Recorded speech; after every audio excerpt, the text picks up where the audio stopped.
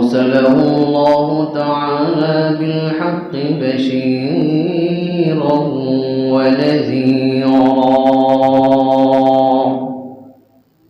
وداعيا إلى الله بإذنه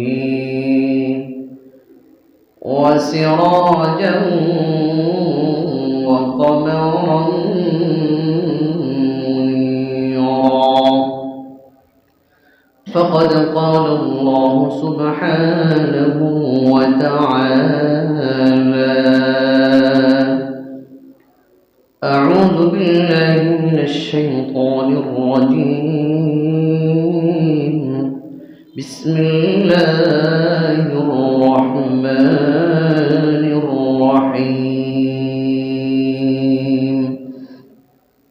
يا أيها الذين آمنوا لا يسخر قوم من قوم عسى أن يكونوا خيرا منهم ولا نساء من نساء عسى أن يكن خيرا منهن ولا تلمزوا أنفسكم ولا تنابزوا بالألقاب بئس الاسم الفسوق بعد الإيمان ومن لم يتب فأولئك هم الظالمون. صدق الله العلي العظيم. وعن أنس بن مالك رضي الله تعالى عنه أنه قال النبي صلى الله عليه وسلم: لما عرج بي مررت بقوم لهم أظفار من نحاس يخمشون وجوههم وصدورهم،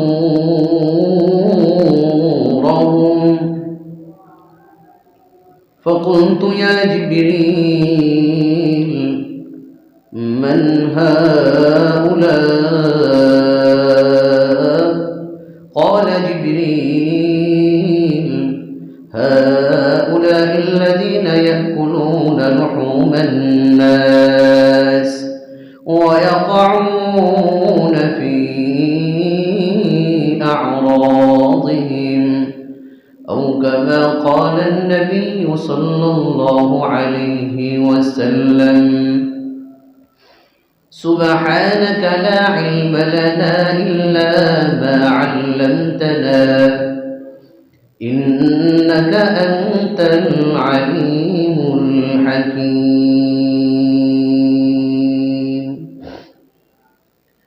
محترم معزز মুসল্লিয়ান کرام মুরব্বিয়ান আযম দিন প্রিয় ইসলাম প্রিয় যুবক ভাইয়েরা, পর্দার আড়ালে অবস্থানরত আলোচনায় শরীক সম্মানিতা মা ও বোনেরা, আল্লাহ জাল্লা শানুহু আম্মা নওয়ালুর দরবারে অসংখ্য গণিত শুকরিয়া জ্ঞাপন করছি যে মহান মালিক পবিত্র জুমার দিনে আপনাকে আমাকে সর্বসাধারণ থেকে নির্বাচন করে রব্বে কায়নাতের কুদরতি পায়ে সেজদা দেওয়ার জন্য মসজিদে এসে কিছু দিনে আলোচনা করা এবং শোনার সুযোগ করে দিয়েছেন। এজন্য রব্বে কায়নাতের দরবারে কালিমাতুশ শুকর আদায় করি আলহামদুলিল্লাহ। মুহতারাম হাজিরিন, আমি আপনাদের সামনে কোরআনে হাকিমের সূরা হুজুরাতের একটি আয়াত তিলাওয়াত করেছি এবং রাসূলুল্লাহ সাল্লাল্লাহু আলাইহি ওয়াসাল্লামের অসংখ্য অগণিত বাণী থেকে হযরত আনাস রাদিয়াল্লাহু তাআলা আনহু এর একটি হাদিস উপস্থাপন করেছি। আল্লাহ চাহেন তো উক্ত আয়াত ও হাদিসকে সামনে রেখে কিছু আলোচনা করার চেষ্টা করব। আল্লাহ যেন এই গুনাহগারের জবান থেকে এমন কিছু কথা বের করে দেন যেই কথাগুলো আমার আপনার হিদায়াতের জন্য জরিয়া হয়, আগামীর পথ চলার জন্য সহায়ক হয়। সকলেই বলি আমিন। মুহতারাম হাজিরিন, গত জুমায় আমাদের আলোচনা হয়েছিল রাসূলুল্লাহ সাল্লাল্লাহু আলাইহি ওয়াসাল্লামের মিরাজ সম্পর্কে। তো আমরা এই জুমাতেও রাসূলুল্লাহ সাল্লাল্লাহু আলাইহি ওয়াসাল্লামের মিরাজের কিছু বিক্ষিপ্ত ঘটনা নিয়ে আলোচনা করব ইনশাআল্লাহ। মুহতারাম হাজিরিন,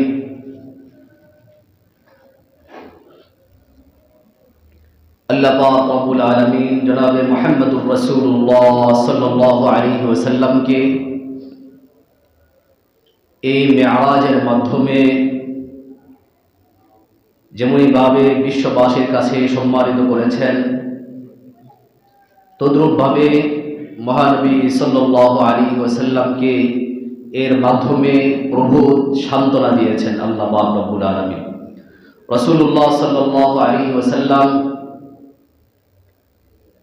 যে সময় তার মেরাজের ঘটনা ঘটে, তার পূর্বের অবস্থাগুলো, হযরতে খাদিজা রাদিয়াল্লাহু তাআলা আনহার ইন্তিকাল, রাসূলের চাচা আবু তালেবের ইন্তিকাল,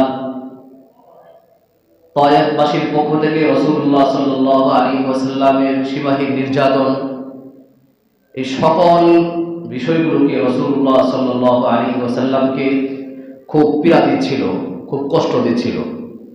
সেই সময় আল্লাহ পাক রব্বুল আলামিন জনাবে মুহাম্মদুর রাসূলুল্লাহ সাল্লাল্লাহু আলাইহি ওয়াসাল্লামকে এই মুবারক মহান এবং বরকতময় ভ্রমণের দিকে আহ্বান করেন।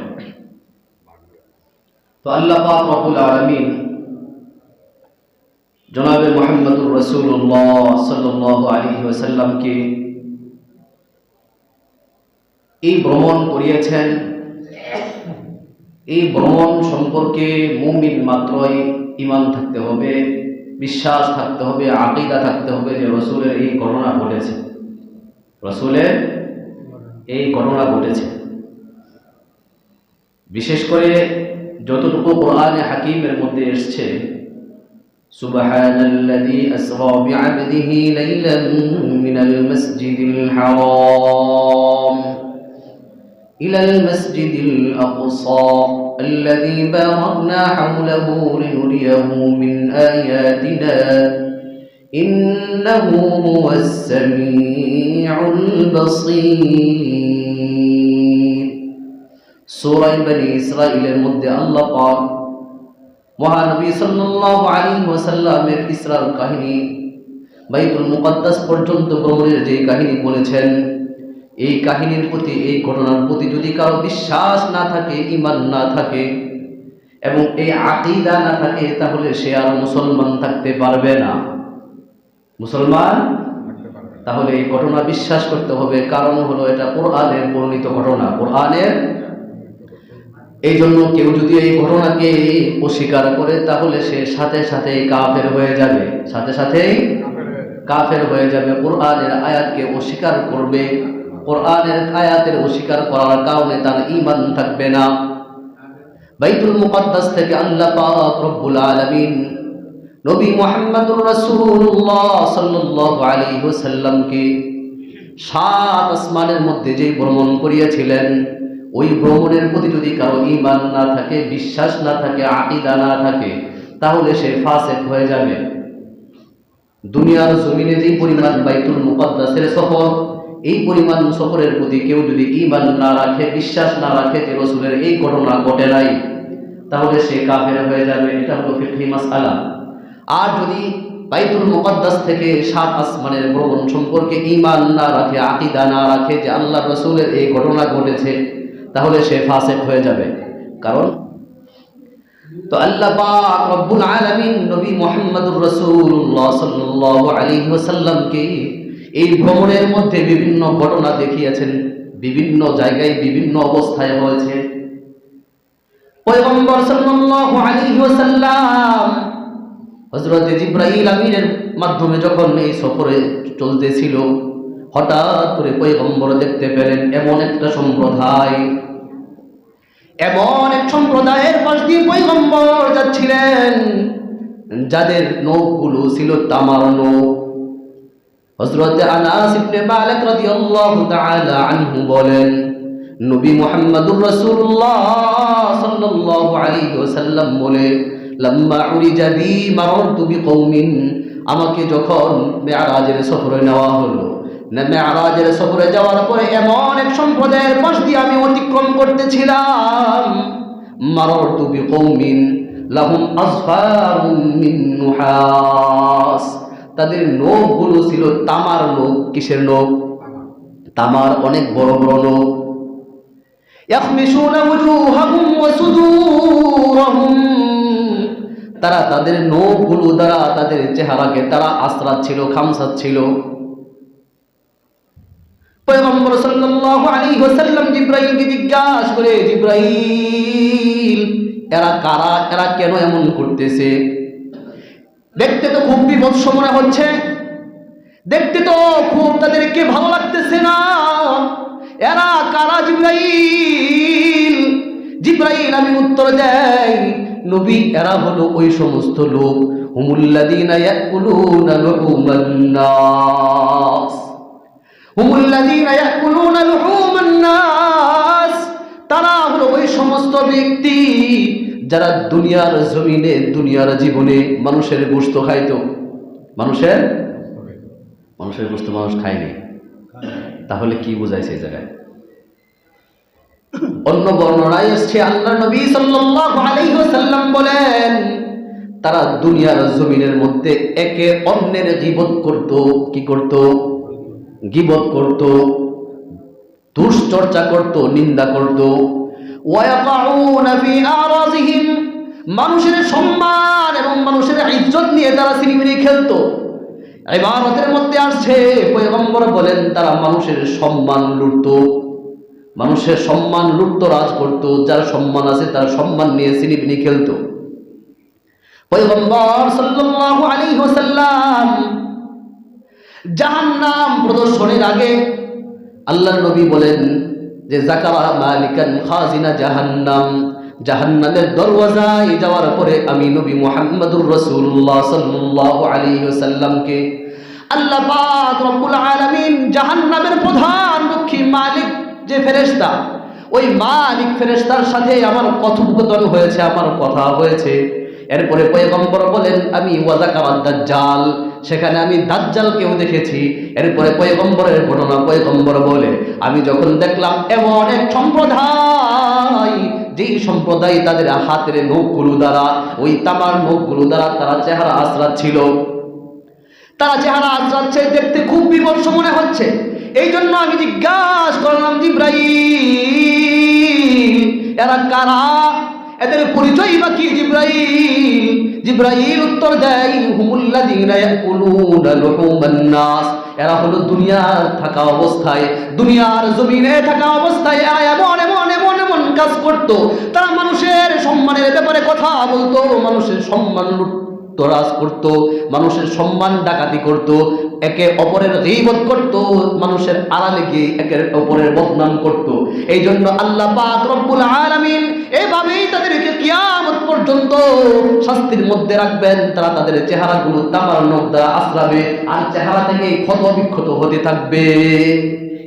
এক ঘটনা দেখার পরে পয়গম্বর বলে, আমি সামনের দিকে গেলাম, এরপরে গিয়ে দেখলাম এমন কিছু মানুষ, তুকরাজুস আলসিনাতুহুম ওয়া শাফাহুম বিমাকারিস, আমি গিয়ে দেখলাম এমন কিছু লোক, যেই লোকগুলোর চোয়াল কাটা হচ্ছে, গালটাকে কাটা হচ্ছে। এক পাশের গাল কাটতে দেরি হয়, অপর পাশের গাল কাটার আগে আবার এই গালের গোশতটা জায়গা মতো চলে যায়। এক পাশের গোশত কাটা হচ্ছে, আবার সেটা ঠিক হয়ে যাচ্ছে, আবার কাটা হচ্ছে, আবার কাটা হচ্ছে। আমি দেখি জিবরাইলকে জিজ্ঞাসা করলাম, জিবরাইল, এরা আবার কারা? জিবরাইল আমিন উত্তর দেয়, এরা হলো ওই সকল ব্যক্তি যারা মানুষকে মিথ্যা বলে বেড়াতো। ওয়াজ করতো কিন্তু মিথ্যা ওয়াজ করতো, মগার ওয়াজ কি? মিথ্যা ওয়াজ। এর বারবার চোয়াল কাটা হয়, আবার পূর্বের মতো হয়ে যায়। একবার কাটা হয়, আবার পূর্বের মতো হয়ে যায়, আবার কাটা হয়, আবার পূর্বের মতো হয়ে যায়। ওই এক চোয়ালের গোশত কাটতে দেরি হয়, অপর চোয়াল যাইতে যাইতে আগের চোয়াল যেটা ছিল সেই গোশতটা পরিপূর্ণ হয়ে যায়। আল্লাহর নবীকে বলে, ওগো নবীজি, এই সমস্ত লোকের শাস্তি কিয়ামত পর্যন্ত এমনই হইতে থাকবে। পয়গম্বর বলেন, জিবরাইল আমিনের সাথে আবার আমি সামনের দিকে গেলাম। সামনের দিকে যাওয়ার পরে এমন কিছু লোক দেখতে পেলাম, যাদের পেটগুলো অনেক বড় দেখতে, ওই পেটটা বড় ঠিক আছে, কিন্তু পেটের মধ্যে কোনো নারী বুড়ি দেখি না। ইউরাফি বুতুনিহিমুল হাইয়ান, দূর থেকে দেখা যায় তাদের পেটের মধ্যে বড় বড় সাপ তাদেরকে দংশন করতেছে। আমি দেখে খুব ভয় পেয়ে গেলাম। পয়গম্বর জিজ্ঞাসা করেন, ও জিবরাইল, মান হাউলা, এরা আবার কারা? এদের কেন এত কঠিন শাস্তি হচ্ছে? কেন তাদের পেটের মধ্যে এত সাপ? পয়গম্বরকে জিবরাইল আমিন উত্তর দেয়, ওগো নবীজি, এরা হলো আপনার ওই সকল উম্মত যারা দুনিয়ার জমিনে বেশি বেশি সুদ খাইতো।